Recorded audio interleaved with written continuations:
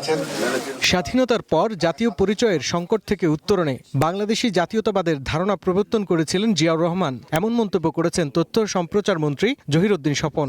সকালে জগন্নাথ বিশ্ববিদ্যালয়ের এক সেমিনারে তিনি বলেন, বাংলাদেশি জাতীয়তাবাদ ধারণ করেই ভৌগোলিক অখণ্ডতা নিশ্চিত করা সম্ভব।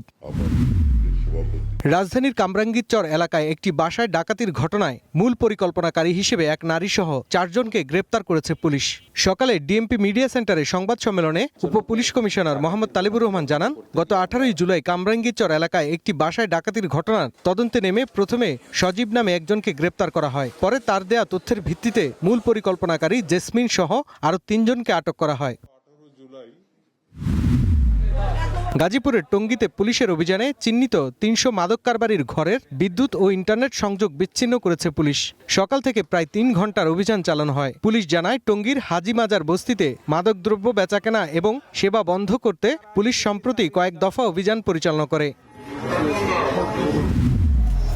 ময়মনসিংহে গ্যাস সংকটে সিএনজি স্টেশনে যানবাহনের দীর্ঘ সারিতে ভোগান্তিতে পড়েছেন চালক ও যাত্রীরা। মহাসড়ক অবরোধ করে বিক্ষোভ করেছেন শ্রমিকরা। বিগত 1 মাস ধরে জেলায় গ্যাসের তীব্র সংকট দেখা দিয়েছে। তবে পাম্প কর্তৃপক্ষ বলছে, লাইনের সমস্যার কারণে স্বাভাবিকভাবে গ্যাস সরবরাহ করতে পারছে না।